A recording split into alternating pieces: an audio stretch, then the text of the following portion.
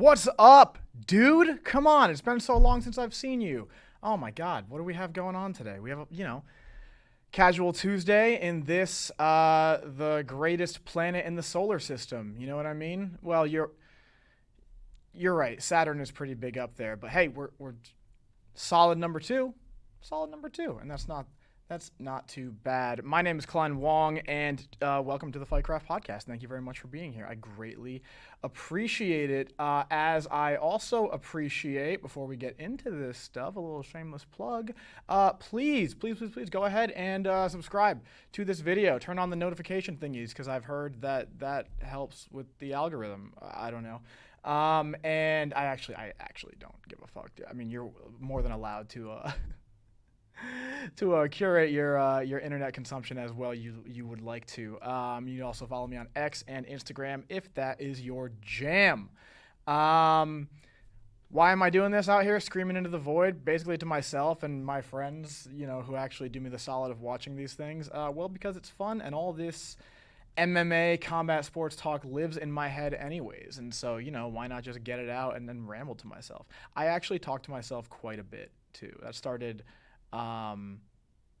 a little bit noticeably in my mid-20s, but then when I moved out, I lived with a roommate for years, and then when I moved out and got my own apartment with my dog, I found myself talking to my dog, and by extension myself. I mean, we're talking full conversations, actual philosophical debates with my dog Danger, and then it just graduated and escalated into the next logical step, which was just talking to myself, literally not even paying attention to the obvious insanity indicators that were coming out of my mouth. And with that, let's go ahead and start the show. We had a great weekend of UFC. I was fortunate enough to be there in person, thanks to one Benny Johnson, dope boss, for a job well done on the election year. We all went, some of us went, myself, ALX, producer Danny Derbina, and one employee who shall not be named. We all went out and we caught some front row floor seats at the UFC, and it was awesome. It was the shit. Let's go ahead and actually, I mean, we might as well just get right into it, right? Why bury the fucking lead here? Why bury the lead? We had Joaquin Buckley and Colby Covington. We had Cub Swanson and Billy Quarantino, we call him, for all of his wonderful work, doing the Lord's work during that hell year that was 2020. I just got sad for a minute. Oh my God. Yesterday was the anniversary, a little sidetrack here, just speaking of 2020, yesterday was the anniversary of the death of my father, which happened at the very end of 2020. And so what I did was I notified my coworkers. I was like, hey, I'm going to head home after we do the show. I'll just work from home there around 1 o'clock in the afternoon. And what I did was not that. I stayed at work till 5 o'clock, 5:30, and then I went home and edited a little bit more and didn't really give myself time to think until 11 o'clock at night. And then I just meditated for 15 minutes, and then I went to bed. And yeah, that was shitty. But, suffice it to say, hold on to the things that your parents give you emotionally, not, of course, physically. I mean, physical things are great too. If you have a watch or a family heirloom, a ring or something. But fighting is one of those things that my dad shared with me and kind of gave to me. Especially MMA. I was in a traditional martial art when I was a kid, and I think that's maybe why I'm a little bit better at kickboxing than naturally a little bit better at kickboxing than maybe jiu-jitsu or wrestling. And that was definitely, so through the years, that stoked my interest in fighting and just martial arts in general and training, and watching UFC with my dad in my late teens ended up becoming, now, as I look back on it, a cherished memory. And at the time, it was just cool. Me and my dad are watching these cool things. I maybe thought more about the actual fights that we had watched than my dad, and, the implications of wow, maybe this will make me want to fight. Or, wow, maybe one day I'll be sad and think about this and it'll kind of give me a little silver lining. And it does indeed do that. But, hang on to those things that your parents give you. If you have both your parents still alive or even one of them, go ahead and give them a call. Tell them Klein said hi, and then also, tell them you love them or whatever the fuck you do. But that thing that suffice it to say, that thing that my father gave me amongst a bunch of, lessons that I'm either grateful or ungrateful to have learned, fighting was one of them. And I was a kind of a loose fan of Fedor Emelianenko. I was kind of a fan of Lyoto Machida as well. But when I first watched a fight like in real time, it was with my dad at a full fight that I actually like paid attention to. I'd been around, like, people had parties, like family and friends, like maybe we had like a UFC on and they're all like standing around the TV when there's a certain fight on. But like I wasn't paying attention. My dad and I went to an ale house, and it was Brock Lesnar fighting, I want to say Overeem. UFC 141. Oh my God, let's take a little trip down memory lane here real quick. Dude, this was an awesome one. Wow, I didn't even know all these guys were on there. This was an awesome one. My dad took me to see this one, and it was not the main event, although the main event was crazy too, right? Ubereem at the time, juice to the gills, comes out and kicks fucking Brock Lesnar right in the diverticulitis. No, it was this fight right here. This was the first fight that I watched in real time and was actually like paying attention the whole 3 rounds that it went, and it was Nate Diaz versus Donald Cerrone. And it was a great fight. And my dad, I remember, I must have been 18 when this came out, maybe 19. Again, I would watch like Lyoto Machida highlights, Fedor Emelianenko highlights, but like I never really like went out of my way to watch Lyoto fight. I think Fedor was kind of basically done then, before he came back and fought like Jadeep Singh. But this fight like moved me. I think it's the first one that you watch in real time from start to finish, and it was fucking crazy. It was an awesome fight, dude. And Nate Diaz beat the shit out of Donald Cerrone. Donald got a couple of good licks in there too, but I mean, didn't show up that night. Nate Diaz giving him the double fingers in between rounds there. That was awesome. And my dad, goes, "You're going to order a cranberry juice." And I go, "Okay." And he orders like a vodka cranberry or something and like slides the vodka cranberry over to me and like takes the, then he ordered whatever drink. I think he ordered like a beer or something, or like a vodka tonic, and then just like put the cranberry juice somewhere else. It was really funny. Allegedly that happened. I had a dream that happened. My dad didn't. Well, fuck it, he's dead. Yeah, my dad gave me alcohol before I was of age, and it was awesome. And if you have a parent that's done that for you, hell yeah. But no, that's not what we're here to talk about. We're not here to make everybody sad. We're here to talk about the fights over the weekend. So without further ado, let's get into it, and let's not bury the lead here. Joaquin Buckley defeats Colby Covington via TKO by doctor stoppage in round number 3, right at like the end of round number 3 too. And it was hard to tell where Colby was going to be at this point, and you weren't sure if what Colby was going to show up. Now, he had only, if you watched any of my previous videos about Colby, I personally didn't really know what Colby was going to show up, and I was very curious because Colby has only lost, it was like 2-3 in his last 5, and he had only lost to the best in the world at the time, pound for pound number 1, Kamaru Usman, and then Leon Edwards, who had head kicked Kamaru Usman to take the belt before that. Kind of lackluster performance in the Edwards fight, unfortunately, and then the Kamaru Usman fights were good. He had that dog in him. He lost, but he definitely had that dog in him, and you weren't sure what Joaquin Buckley was going to show up. He's certainly kind of like been wishy-washy in terms of like which one you get in the past, but he was on a 5-fight win streak, I believe, and he was looking good, and you weren't sure. He fought Stephen Thompson, who was like a shell of himself, unfortunately.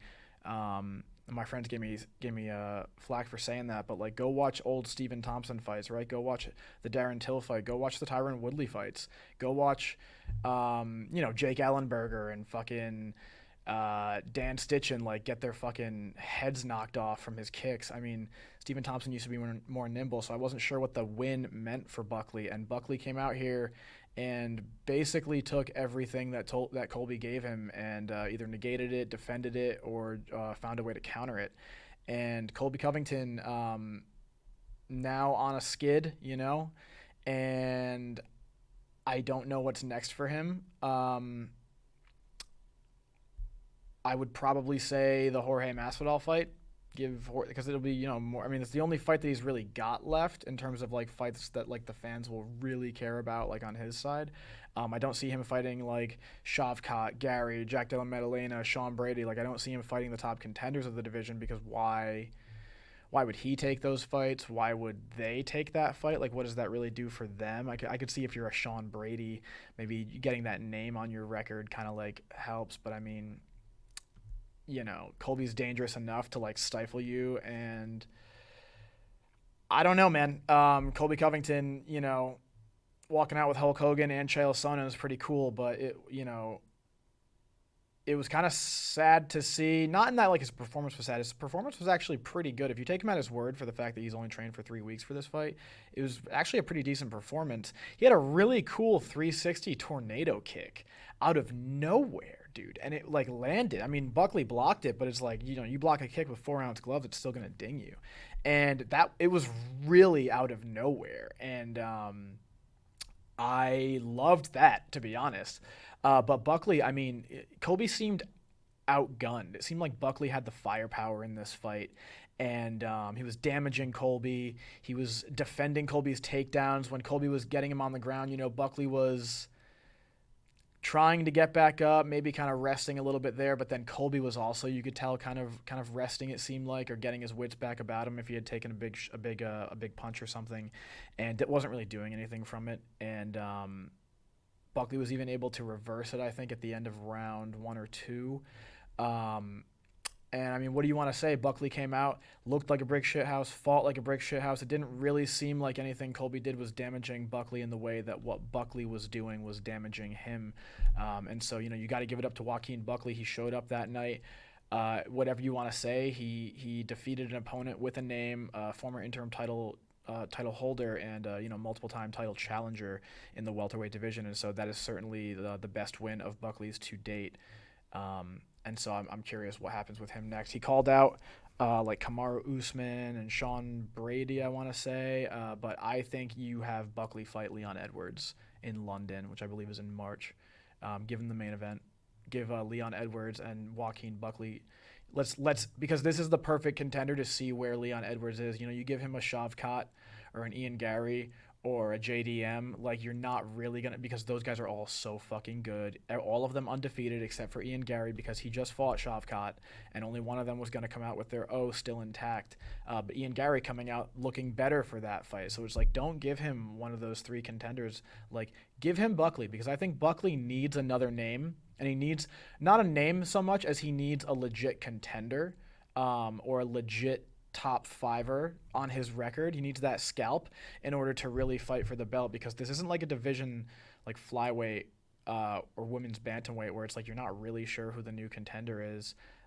There's plenty of contenders in line, and so for Buckley to really set himself apart or stake his claim there in the top of the division at welterweight, I think he needs a big name, a big skill, like a big prestige asset to his resume, and I think that could definitely be Leon Edwards. I mean, it could be Sean Brady. Kind of does nothing for like the general populace that watches MMA because they don't really know him, and he's kind of in need of the same thing, although he did fight Gilbert Burns. But like the Kamaru Usman fight does nothing for me really. I would say have him fight Leon, and see what they can do. Or I mean, Ian Gary would be a great fight too. Ian Gary's coming off a loss, and that would be a dope fucking co-main event or a fight night or something. Just make it 5 rounds. Let me see Joaquin Buckley for 5 rounds. I want to see what he does after round 3, and with someone who can really push him there.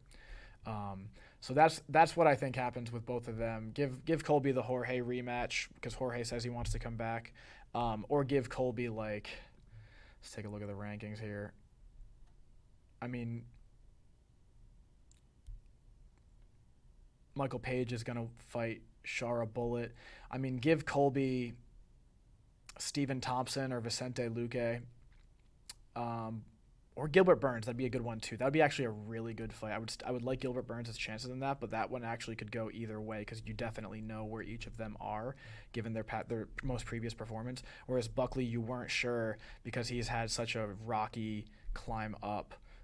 Colby could definitely fight Jorge Masvidal if he comes back, but if he truly he says the best is yet to come, if he truly believes that, I would say give him a Jeff Neal, a Gilbert Burns, a Stephen Thompson, a Vicente Luque, like one of those like 10 to 15 guys, or Gilbert who's still top 10, and let them sort it out, and we'll get an idea of where they are.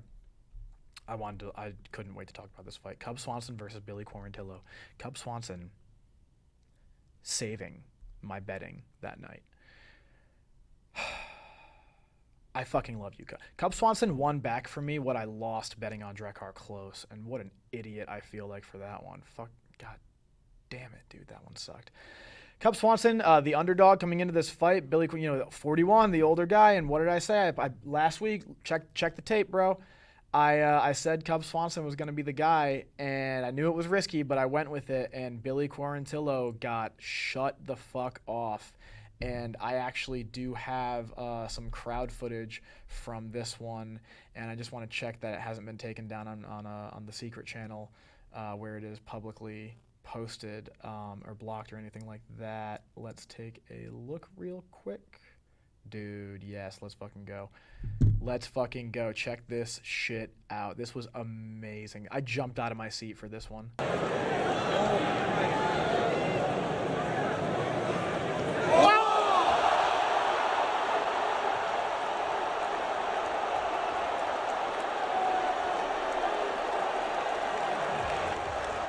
That was wild shit. That was wild, dude. That was such a good one. Cub Swanson coming out there and doing, like, I say it every week, MMA is a sport where the old are fed to the young, and your heroes will fucking face brutal losses. And Cub Swanson, dude, doing the damn thing. Almost retired in the cage, but didn't leave his gloves there and said, he's going to think about it. Cub Swanson, that old dog, dude. That dude is a true martial artist, and after he fucking retires, I bet he'll still be training. Probably not doing hard sparring as much. Probably not, like, doing it all the time, but he'll be there a couple times a week. Fucking, he is a true martial artist, man, and that dude fucking always came to scrap, and came to scrap this night. I mean, what a fucking battle they had, Quarantillo. I mean, Quarantillo had some good shots in there, too. You got to give that boy his props, but, like, Quarantillo fucking... ate a missile in front of his own home crowd, and Cub Swanson fucking standing over him with that mustache, that old, like, Alexander Usyk, like, old-timey weightlifter boxer mustache. Cub Swanson, bro, why you got palm trees on your tummy? Why you got palm trees tattooed on your tummy, Cub? I got fish on my chest, so we don't really give him too much flack for that one. Let us take another look here. Manel Kape versus Bruno Silva. Cards on the table. I didn't watch this one. I was out getting a $24 gin and tonic, and so I heard that Manel Kape had a great fight. I went and watched the highlights after, and then I was like, yeah, it was a fucking awesome knockout. He called for the title shot. I wouldn't be mad at him getting the title shot against Pantoja. I think they're going to go with Kai Kara France for that one. I'm not mad at that either, and Kai Kara France is ranked higher. And I think Kape has had a couple of weight issues for fights, so maybe I could see why they're like, let's get one more fight like Moreno or Royval or Kai Asakura again. They fought in Japan, I think. Like, that would be a dope fucking. I think it's the rubber match. It's 1-1. That would be a dope fight. I mean, that would be a good fight to have as like a main event of like a fight night card, and like I think that would be a banger fucking fight too. So Manel Kape Asakura 3. I'm here for it. Let's see, light heavyweight, Dustin Jacoby. Now, this fight was swamp ass. Dustin Jacoby, all respect to you, my man. I doubt you're ever going to see this. But, if you happen to be watching, Dustin Jacoby personally, please don't send him after me. Dustin Jacoby, he looked very winded, like 90 seconds into the fight, and that was fucking crazy. And then, like, wouldn't do much, would kind of plod, took some brutal shots from Petrino. And then out of nowhere, like I think he took a couple of shots, and then he just folded Petrino against the fence. This one I happened to be filming, didn't expect a finish, and was just kind of filming it to see what happened. And I mean,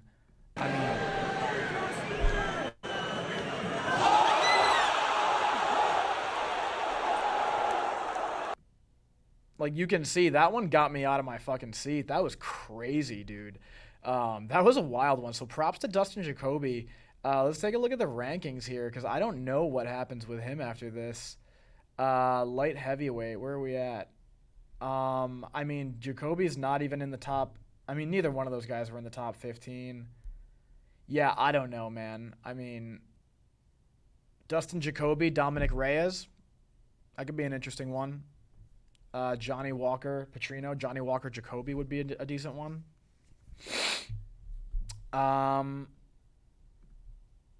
Let's see. Did anything else stick out on this card? Yo, Adrian Yanez and Daniel Marcos. I had this for Yanez, and I am not mad that they gave it to Marcos. It was that close of a fight, but I had this for Yanez. And I put some money on Yanez, and I lost it, and I'm sad about that. But also, dude, this whole card was a lesson and like a reminder in why I don't bet on MMA. This shit is fucking terrible, but, you know, it's fun, and it makes the fight a little bit more thrilling to watch, as if I need that. Yanez, dude, I mean, what a fucking banger they put on, and, like, that, it's so sad that, like, he lost. I mean, I'm the other guy, you know, fucking Daniel Marcos deserves it too. That was a great fucking performance that he put on there. But now Yanez at bantamweight, not even ranked. Damn, bro. That's brutal. That's brutal. Marcos could take... Ayman Zahabi just had a good fight. I would do Marcos versus Ayman Zahabi. Yanez... It's crazy how bantamweight is so fucking fire. It's crazy how Yanez fell because like a couple fights ago, he was like a top 10 guy, top 15 guy, and then he fought Rob Font, and Rob Font sent him fucking to the shadow realm, dude. That was badass. So I'm not sure what happens with either of them next, honestly. Neither one in the top 15. I say just have them each fight. I mean, Marcos undefeated. Let's give Marcos at 17-0 a top 15 contender at the very least. I'm thinking Ayman Zahabi or Montel Jackson would be good. Rob Font just lost, bro. Marcos versus Font would be a great one. Might be a big step up for Marcos, though. But fuck it, he's undefeated. Give him that big step. He's fucking earned it. Oh, what else was there? Tucos and Navajo Sterling. That was a great one. I expected Navajo Sterling to kind of blow Tucos out of the water, and went to unanimous decision for Navajo Sterling. But that was a good fight by Tucos. I mean, not a good fight by him, but like he got tuned the fuck up for a little bit. But like, he came back there, you know, after a bit. Navajo Sterling very green at only 6-0. So let's see where they go next. I'm not sure. Does Navajo Sterling crack the light heavyweight rankings? No, of course not. So yeah, Michael Johnson versus, oh my God. I don't have the knockout of this one on my cell phone, and it's probably best that I don't push my luck with showing this shit, but I do have the crowd reaction immediately after his KO, and it was insane. I think the crowd popped loudest for Michael Johnson this whole night. It was fucking insane. And Michael Johnson doing Michael Johnson things, being like, I'm either going to beat this really good guy or I'm going to lose to this guy who no one has heard of, who they got driving Uber earlier today. And Michael Johnson knocks a Zaitar unconscious and then gives him two more. Super necessary, as Jorge Masvidal would say. Gives him two more, purely academic, and it was fucking fun. And you love to see it. You love to see these old guys on this card like not get fed to the wolves. And, you know, Cub Swanson was like, I might retire. Fuck this. I'm an old dad. And Michael Johnson was like, I'm feeling good. I'm going to make another run. And you're like, oh, no, dude. That's how he gets fed to like a fucking... Oh, that's how he gets fed to like... Let's see who's there. Like a Calvin Cater or something, right? Like Michael Johnson. Oh my goodness. Oh, is that lightweight? Oh, even worse, dude. Oh my God. Michael Johnson's gonna get fed to fucking Patty Pimblett or something. Brutal. Excellent fight. Let's take a look at this crowd reaction. Michael, maybe the loudest pop all night.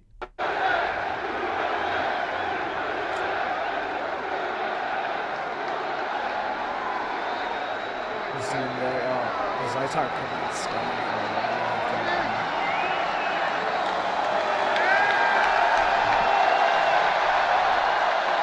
Michael Johnson over here just fucking doing the damn thing.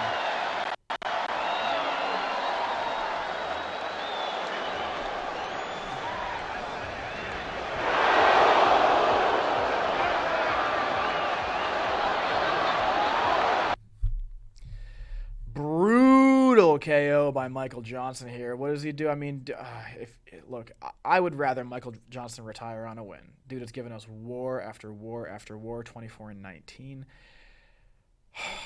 Been around for a minute. You're a fighter. You got to have that belief in yourself that, like, he's probably like, yeah, I could give Islam a good fight. Like, but, dude, you just want to see him have a happy ending. And if he is intent on not having that and thinking he's going to make another run, give him someone really fucking good and let's test him. And let's see how good he is. I mean, give him someone in the top 10, you know? Lightweight top 10 right here. Fucking give him, I mean, or 15, right? Because lightweight is that stacked. Joel Alvarez won on this fight, you know? Give him Alvarez. Give him Paddy Pimblett. I mean, I don't want to see him fight Jalen Turner. That's fucked up. Give him Paddy Pimblett. Give him Benoit Saint Denis. Dude, if you want to make another run, this is who you have to go through. At least two of these guys. You know, Michael Johnson, you love to see it, though. You love to see this guy coming out here. Joel Alvarez, Drakkar Klose. I put a lot of money on Drakkar Klose because I was looking at the stats and the wins, and I was like, he's a huge underdog, and I think he has more potential than the odds are giving him because he's given us some good fights, and I was like, fuck it, let's go. And he walked out, and he looked soft in his purple shorts, and Joel Alvarez fucked him up, dude, halfway through the first round, and I got sad. Sean Woodson, Fernando Woodson had a great KO here. Felipe Lima, John Miles. That was a pretty good one. There are a lot of good fights on this card. Miranda Maverick, I had money on this one too because she was like a -7. At the time that I bet, she was a -700 favorite. I'm like, fuck it, this is probably the safest bet I'm going to make. And Miranda Maverick had a very bad fight and won by the skin of her teeth. And even herself said afterwards, I'm treating this like a loss. But, I mean, what are you going to... I don't know. I mean, it might have been an off night. However, watching this fight, though, I was watching both of them. I was watching Maverick at first, trying to see like which part of her game she was going to implement, because it just seemed like in my pre-fight analysis, whatever you want to call it, of this, it seemed like Maverick was going to like be able to beat her in every position. And then I started watching what Jamie Lynn Horth was doing, and more importantly, not what she was doing offensively, because that's just easy to notice. But I was watching what she was doing defensively. What did land on Miranda from Miranda on Jamie was a pretty good indicator of how tough of a fight Jamie Lynn Horth was going to have here.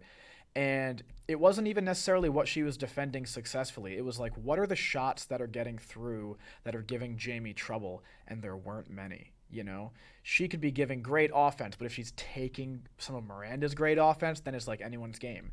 You know, if you're looking at the shots that really seem to rock her and trying to make a decision off of that, it's like, okay, but let's see what, or if you're looking at like, if you're looking at the things that Jamie is defending, you know, if Horth is like defending every takedown, defending most of her punches, but eating leg kicks, you're like, okay, I'm not going to weigh the defensive takedowns as like something that might be a risk for Horth because she seems to be doing fine with that. Those leg kicks seem to be interesting. And then like I kind of like tally those up in my mind, and that helps contribute to my assessment of who I think is winning a fight at any given time.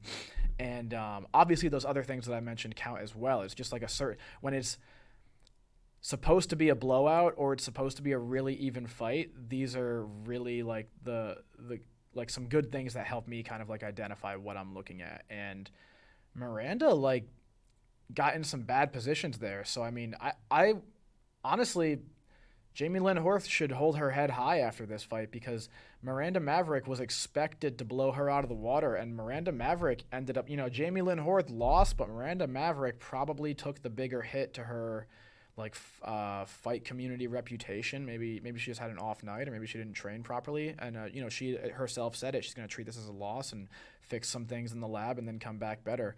I hope she does. She's a great talent. You know, she's a PhD candidate. I think she's really fucking cool. And yeah, we'll have to see what goes on there. Davy Grant. Davy Grant had excellent kicks this fight. However, he threw a lot of them naked. And Ramon Taveras was able to get a couple of slick counters in there, but none of them really doing the thing that you want to do with someone who's throwing naked kicks with no setup, you know, which is like you want to knock them on their – and he did this a couple of times, but it's like you want to really knock them on their ass. You want to hit them perfectly so they get knocked out or something, or stunned so bad that you can follow up and finish quickly. And Davy Grant was able to be defensively sound when he really needed to be, but then still exciting as fuck, and even putting himself in bad positions, or like getting put in bad positions by Tavares. I want to give him his due. I want to give Ramon Tavares his due as well. Duval boy, as I explained to producer Danny Day Urbina. No, they're not booing him. They have this dumb chant, Duval, and they just fucking, and it's retarded. And, he lost. Davy Grant won. Davy Grant, a slick striker, smooth, subtle stance switches from Davy Grant in this fight and indeed most of his fights, and that was a great one. And then the fight to open up the night, Josephine Knudsen and Piera Rodriguez. Knudsen was undefeated coming into this, and I was like, Piera Rodriguez, she's a good fighter, but she's had like a couple of weird ones. Dude, she blew Knudsen out of the water in this fight, and it was fucking crazy. Knudsen was the favorite too. I forgot about that. And Piera earned her fucking keep here, man. Earned her fucking keep. Let's look at women's strawweight real quick, if I may. Wow, neither one of them ranked. It almost seems like a crime. Couple of gals here, I think maybe should not be in the, Tisha. I love Angela Hill, Tisha Pennington, and whatever on. They could maybe not be in the top 15, and you could give both these lasses. I mean, maybe keep Angela Hill there, but like get Tisha Pennington out and put Piera Rodriguez in there. I'd like to see Piera Rodriguez fight one of those two girls I just mentioned, Angela Hill, Tisha Pennington. I think she finishes Pennington. I think she wins against Hill, but Hill is very defensively sound. I'm not sure if she still trains with Dominic Cruz, but she trained with him for a while, and I thought it was really interesting what it added to her game. And Jillian Robertson would be another good one. Jillian Robertson, that would be a scrap. And Jillian Robertson might submit this bitch. You never know. You never know. So overall, great event. That was my first in-person UFC event, actually. So thank you, Mr. Benny. And I had some fucking fun with that one. Let's get on to a couple of headlines real quick while we wrap this bitch up. This was the news of the day. This was all over my fucking feed, along with a lot of Colby Covington hate. Conor McGregor versus Logan Paul. I thought bullshit. And then I saw Conor tweet about it, and I was like, probably still bullshit, because like Conor tweets about, like, 75% of the things Conor tweets about are bullshit. The guy is a smart marketer for himself, but like, and turns out this is by all accounts agreed upon, and Logan Paul, I think, confirmed it as well.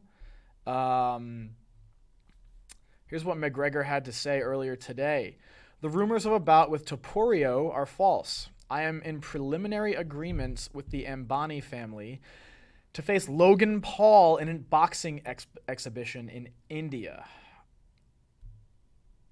I have agreed. I will then seek my return to the octagon. I'll make a not so bold claim here. If Conor McGregor does fight Logan Paul in an exhibition boxing match in India, of all places, I don't think we ever see him in the cage again. Sad to say.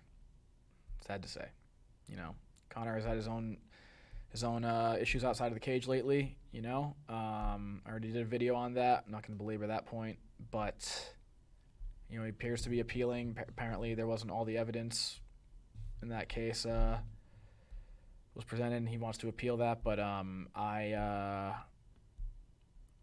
really hope he doesn't do this, because then it's like we're really like that, dude. If you weren't a fan of McGregor in that era where he was coming up, and not just the one where he was like a brash, he was like a brash top 10 guy, like fighting Diego Brandao and Dennis Seaver and fucking Dustin Port, like that era where he dude, that was something special. It really was. He had to be there, and it was absolutely insane. And to see it end like this is fucking crazy. And it was kind of a joke the last couple of years where like Jake Paul would call Conor out, and it was like, yeah, right, dude. Maybe Conor will do that when he's retired, like Floyd, but like Conor's not going to do this while he's still Conor, or unless he really needs the money and he blows it all on cocaine. And it's like, dude, the meme is becoming real. This is so sad. So sad. And it's like the Paul brothers with boxing, they're almost this weird. It's almost like this weird episode of the Twilight Zone. Like, they fight these guys.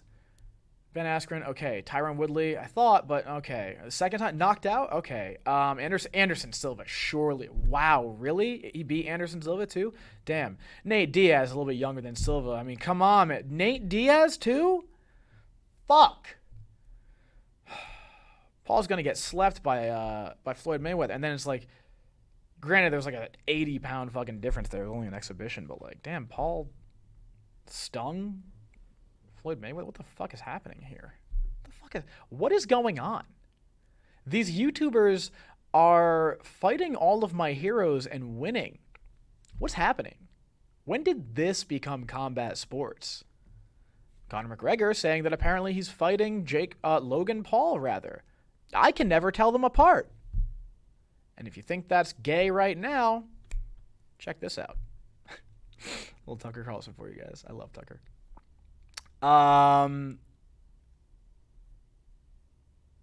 It's not 100% confirmed, but here's Logan Paul's reaction on his Instagram stories, just the eyes emoji. It's not confirmed. It appears to be something that they're putting the feelers out for, at least. Conor McGregor is under contract with the UFC. I know he has some stake in the company. I wonder if he controls this or if it's still up to the promoter, i.e. Dana White. Dana White could make a shitload of money.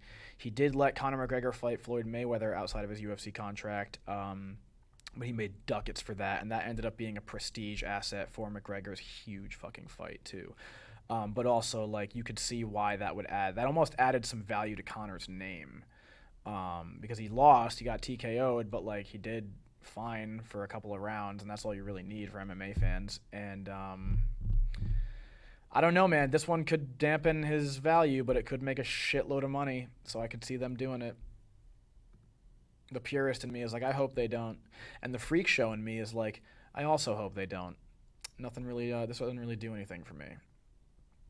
Doesn't really do anything for me. What else do we have? I believe that's it.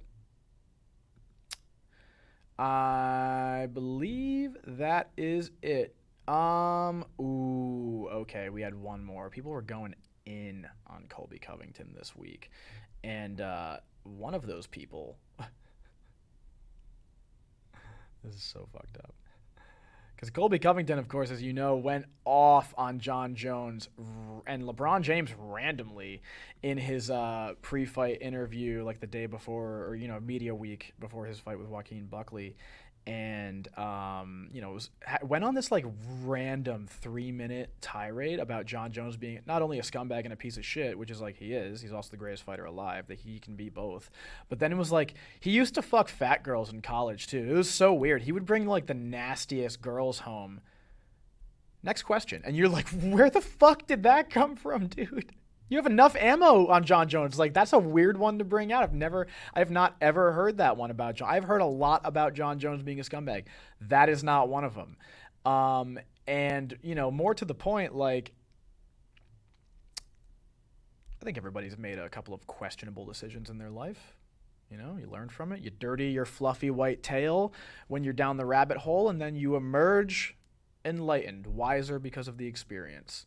But let's take a look at this bad boy. John Jones, Johnny Meat on Instagram now. Big shout out to Colby Covington for skipping training to get President Trump ready. We all appreciate the sacrifice, clown. At least he got to see me win. He being Donald Trump. John Jones, of course, gave his heavyweight belt to Donald Trump after doing the Trump dance and then hopping the cage and fucking saying hi to him, right? I mean... I've met Colby in person very briefly. We're not friends or anything. I thought he was a very nice guy for a guy who was essentially just a fan at a Trump rally. And whether you hate him or you love him, he's very polarizing like that. You got to give that one to John Jones. That is a fucking burn by John Jones, dude. Fucking, don't worry. I got our boy Trump to see a win up close. I know you, dude. That's so fucking funny. Also, Trump. I mean, he could have gone in and been like, Trump wasn't even at your fucking fight. But he goes on here to say, that's what I find the most hilarious. Listening to what he's gonna come up with next after getting his ass whooped in response to a tweet. And another tweet from Colton Hines. Colby sucks. All talk, no game. John, you're the GOAT. Don't even acknowledge Colby. He's a bum. John Jones replying, I know I shouldn't, but it's just so much fun. It's amusing watching someone you know hate you fail repeatedly. Brutal by John Jones here, bro. Brutal. Before we get out of here, I got a couple of questions from my dear friends Dan and Durain. Does Usman have a fight? From Durain. I believe he does. He seems to be indicating that he does. I do not know who that fight is. I do not know. I believe it would be Usman and Jack Della Maddalena, if I had to guess. Let's see. Let's see what the internet thinks. He did move up to middleweight. I could see Usman going up to middleweight. Usman going up to middleweight, maybe to fight Robert Whittaker, anyone? No, I think he comes back to, I mean, I don't know, that weight cut is kind of tough. And when he went up to middleweight on like a week's notice, he did pretty fucking well against Hamzat. I think Usman goes up to middleweight and has a fight and tries to get a resurgence in a new weight class. But he's got a lot of traction at welterweight, a lot of prestige there, a lot of history there. And you saw it with Joaquin Buckley calling him out this weekend. Guys still want a piece of him. And I think at welterweight he could dominate. If he's getting older and that weight cut's tough and Usman has bad knees, I could see him going to middleweight. I could see him going to middleweight, fighting like a Paulo Costa, Marvin Vettori even. I could see him getting a Robert Whittaker fight very quickly too. He had a great performance against Hamzat Chimaev even though he lost. Usman, not Whittaker. I don't know. I don't know if Usman has a fight next. I believe he does. I do not know who. My money is on middleweight at least. From Dan Eisenhower, how much should you accomplish before going double champ status? Depends. Conor, of course, won the belt against Aldo and then went right up to Eddie Alvarez after. Now, of course, he had those two Nate Diaz fights in there where he lost one and then he won like a close split decision. I don't need to show the picture of me being salty after that Durain took of me, you piece of shit. I love you, Durain. I'm kidding. But how much should you... I mean, I do think there should be some precedent for it. Like, I think... And Durain's going to hate this one, speaking of that piece of shit. DC, I thought, earned it. He did lose against John Jones, but then John Jones lost against himself, and Durain became the... Durain. That's an insult to call DC Durain and Durain DC. DC went back, just proved himself the best at light heavyweight and like beat contender after contender except John Jones, who was like the lineal champ, and then John would get himself taken out and removed from the fucking fighting pool. So DC went up to heavyweight and had a couple good fights, a couple bad fights. I think you should at least defend the belt once, and I think that should be rare cases. I think Conor should have defended the belt against Aldo in a rematch before he got to lightweight, but hey.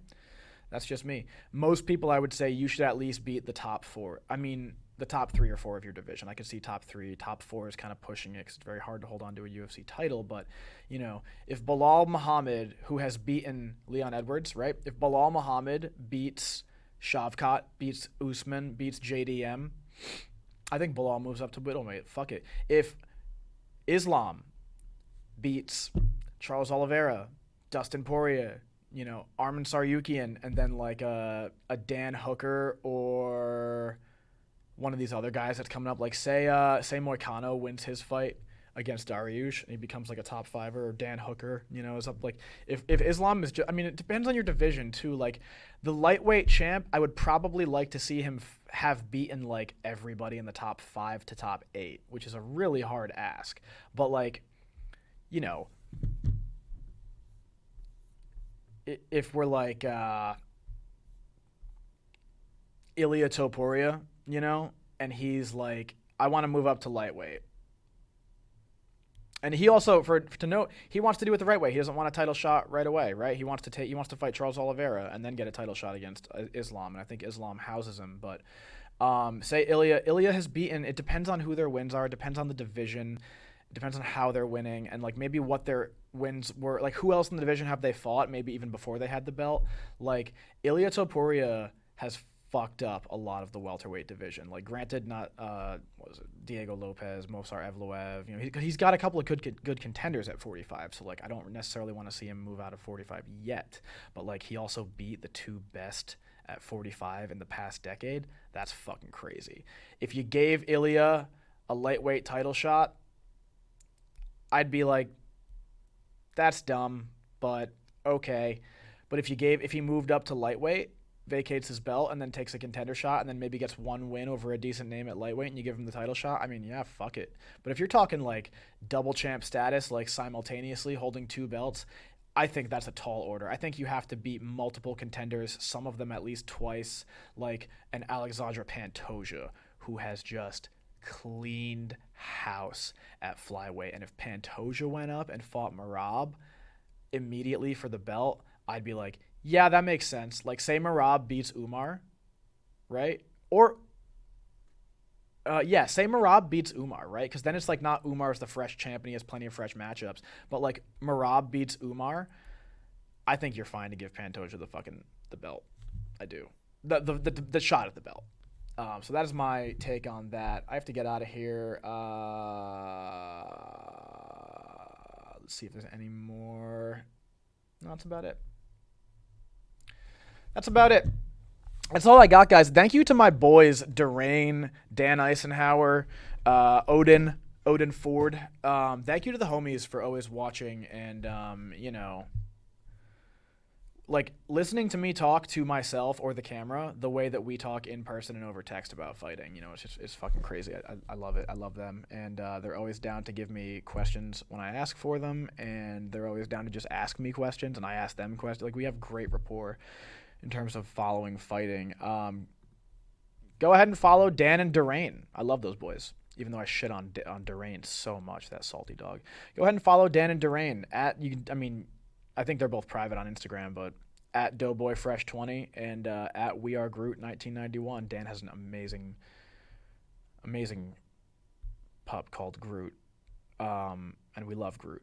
And we hope it's been a minute since Dan and I have really caught up, like, in depth, and we really hope that Groot is not dead. Sorry, that sounded bad. Durain and I are going to hang out soon in person in the coming weeks, probably early 2025, and I would like to have him on the podcast to just shoot the shit. And, he has really funny MMA takes. Some of them are really good. Some of them are just crazy. And always good at roasting me. And that is all I've got for you guys today. That's all I've got. Thank you for tuning in. We kept this bad boy under an hour. I'm going to go home. My girlfriend is sick and probably not too happy that I am at the studio. But I love her, and she loves me, and so she'll forget me. Also, I got her a dope fucking Christmas gift. I got her a bunch of gifts, but I got her a fucking one particular one, which is fucking awesome. I can't wait to fucking give it to her. That's how you know you're, like, become a decent, mature adult, is because you're like, oh, I don't really care about getting gifts anymore. I'm certainly, like, gracious and, like, grateful when I get them. I think that's awesome. I think the gesture means a lot more than, like, the actual gift in most times. Except the time Hannah bought me this laptop that you're looking at. Like, that was fucking crazy because we were also not dating for very long. It was a lot of money. But my laptop had broken, so for my birthday, she got me a new laptop, and I was not expecting that. And I was like, you have to return this. This is too much. This is too big of a gift. So we've been kind of, like, outdoing each other now on, like, big holidays and birthdays. But I can't wait to give her her gift, and she deserves every aspect of it. So that'll be a good one. Follow me on X and Instagram if that's your jam, at @KleinWong_. And next episode, maybe next week, probably next episode, we will do, maybe next week, we'll see. I'm going to do some end of year fight awards. So if you're watching this, if you're listening to this, give me some ideas. I already have a bunch laid out. Give me fight of the year. Okay. Give me knockout of the year. Give me submission of the year. Give me who is your best men's MMA fighter of the year and who is your best women's MMA fighter of the year. That's 5. And then we'll do one more for, like, Jack Slack calls it the But Why Award, and I certainly can't steal his thing, but like I love that name. And it's just for like a bad fight decision. But like I might just do like worst performance from a prospect or worst performance from a big name, like something like that. Like just see like what the worst drop off could be a tough one, and maybe like most improved. I don't know, just throwing things out there. That's it. Hit subscribe, pretty please. Leave a like, leave a comment, share it, turn on the notifications. I know that's asking a lot, but you know that would be cool. And if you don't, no hard feelings. We'll still chill. You can still pet my dog. Peace.